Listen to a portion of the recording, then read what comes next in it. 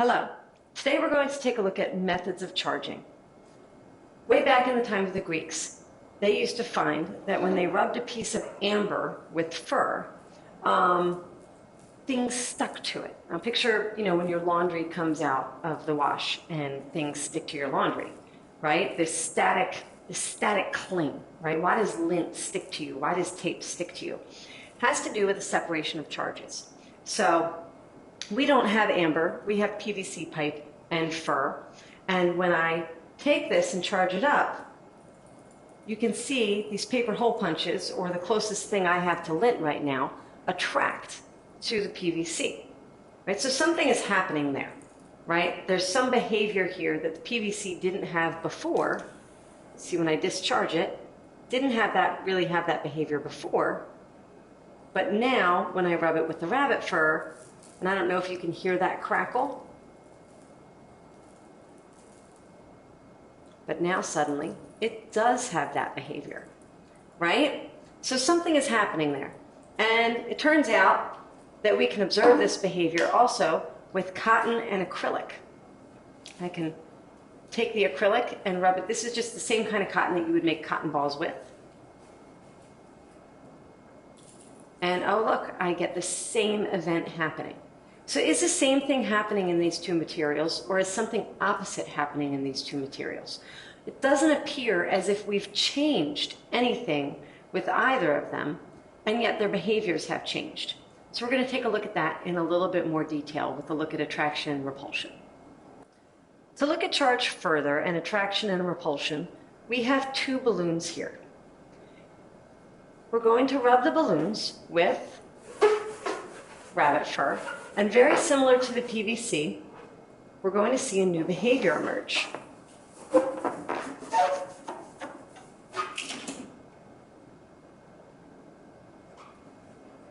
Now, instead of them hanging straight down under the influence of gravity, they are clearly hanging apart from one another. And if I take this PVC rod and I put it in the middle, they are clearly both repelled by this rod, right? I can bring it over here and push that guy away. I can bring it over there and push this guy away. And yet, that's opposite of the behavior that we saw with the lint. But I can also bring out the rabbit fur and observe another different behavior.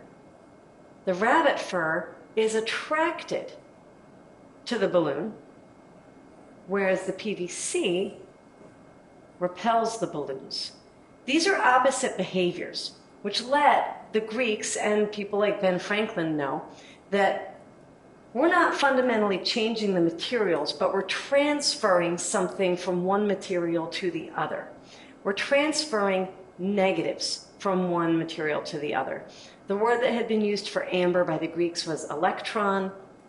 So we ended up with positives and negatives, which are electrons and protons, but we learned later that protons are not mobile charges. So in order to make this balloon negative, or to make this PVC negative, it had to attract electrons. That leaves this positive, which means that it lost electrons. When we make something positive, we don't add protons to it, we just remove electrons from it. So when we charge objects, we are simply transferring electrons from one object to another to leave one positive and one negative. This method of charging that we've been observing here is called charging by friction. I've rubbed two materials together and they have separated charge to make them opposite. I'd like to take a moment to show what happens with a piece of acrylic and cotton. Again, this is the same cotton you'd use to make cotton balls. So we're going to take this now and observe what happens. Oh, that appears to be an attractive behavior. So what does that mean? Well, it means that when we rub these two materials together, they also separate charge. But What happens with PVC and what happens with the acrylic are two different things. Turns out, if we look at the triboelectric scale, PVC rubbed on fur will become negative. Acrylic rubbed on cotton will become positive. So we see these opposite effects happening. Now we're going to take a look at conduction, which is charging by contact. So we have an uncharged ball here and a charged rod. It's negatively charged. We're going to bring it in close, and you see it move towards the PVC, and now they repel. Repulsion is a very definitive behavior. Repulsion lets us know that two things have the same charge. Attraction is not necessarily as telling, but repulsion lets us know that two things have the same charge.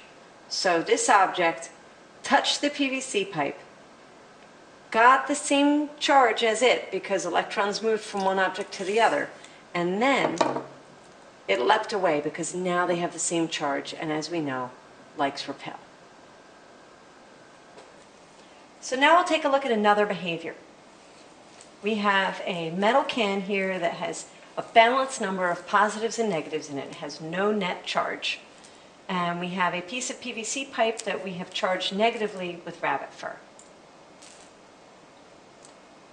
And we see an attraction between the can and the PVC. So now let's take a look at what happens if we use a piece of acrylic. It would seem that since the can is attracted to the negative PVC rod, that should mean that the can is charged positively because opposites attract. But let's see what happens if we take a piece of cotton and rub it against a piece of acrylic, which we know will have an opposite effect. It will make the acrylic positive, right? That's what we've learned along the way. Let's see what happens with the can. And in fact, the can is also attracted to the acrylic.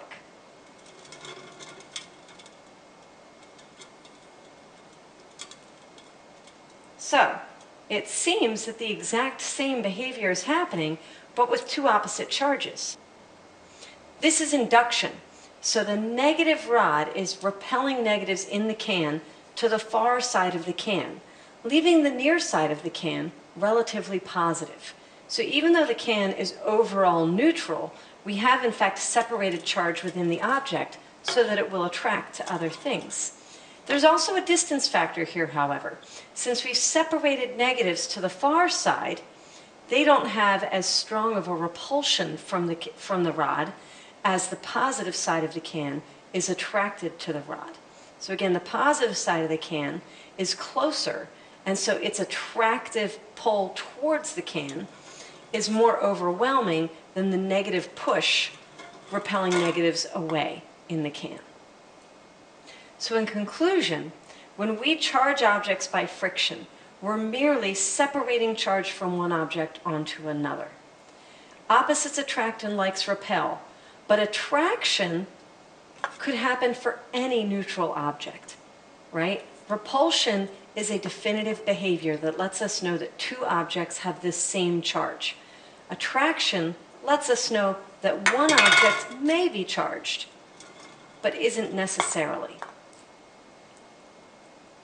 Conduction is what we get when charged objects touch and they end up sharing charge. And induction is what happens when we are able to separate charge by pushing it from one side to the other of an object, effectively polarizing the object, the neutral object.